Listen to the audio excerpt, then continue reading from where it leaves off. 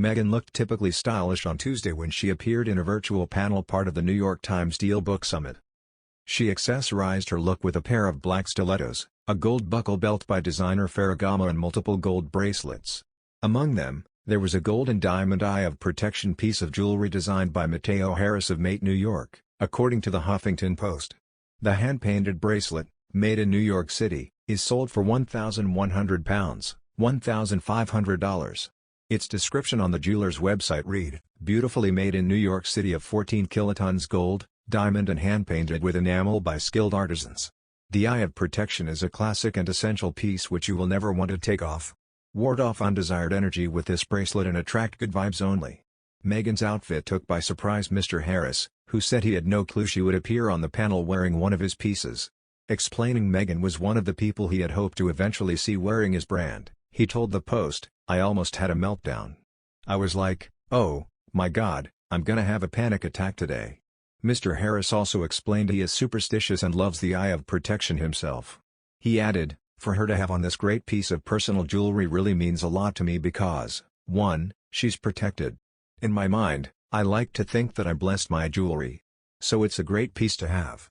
This isn't the first time Meghan wears a piece of jewelry including a deeply symbolic eye. Besides, on Tuesday, Harry took part in Wired magazine's Rewired virtual summit in New York City, joining the Internet Lie Machine panel discussion alongside Renee DiResta of the Stanford Internet Observatory and Rashad Robinson of Color of Change.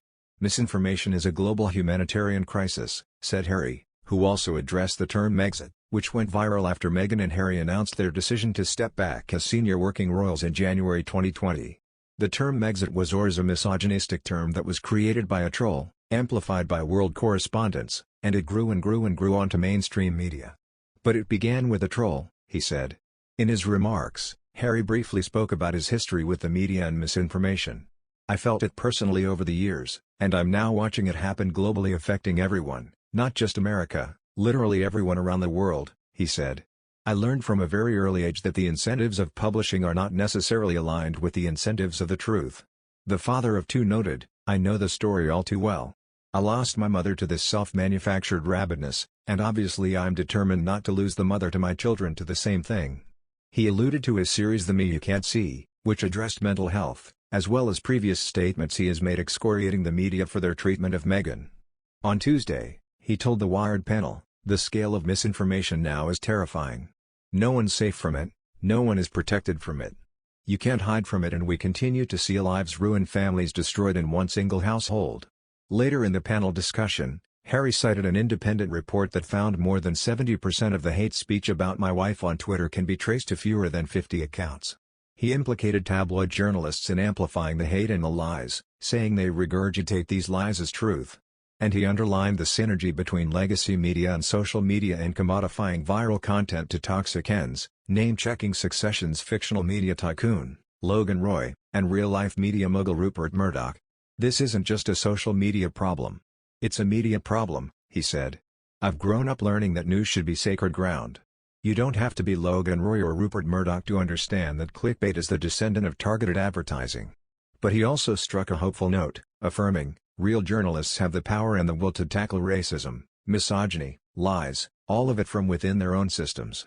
People now more than ever want and need truth," said Harry on Tuesday. "They want and need trust, and they want and need transparency. We're here to support them in any way possible." In March, during their joint interview with Oprah Winfrey, the couple spoke about the personal attacks on them by the tabloid media. Meghan, who was pregnant with their daughter Lilibet Diana during the interview taping, said she wasn't allowed to deny or dispute the stories. "Everyone in my world was given very clear directive, from the moment the world knew Harry and I were dating, to always say, 'No comment,'" she said at the time. "That's my friends, my mom and dad." And Harry described the UK tabloids as bigoted, claiming they had been responsible for inciting so much racism against Meghan during her time in his home country. Prior to the Oprah interview, Harry released an unprecedented statement in October 2019, accusing the UK tabloids of producing lie after lie about Meghan in a ruthless attempt to vilify her, later implying that this had led him to compare Meghan's situation to that of his late mother, Princess Diana. "My deepest fear is history repeating itself," Harry stated at the time. "I've seen what happens when someone I love is commoditized to the point that they are no longer treated or seen as a real person. I lost my mother and now I watch my wife falling victim to the same powerful forces.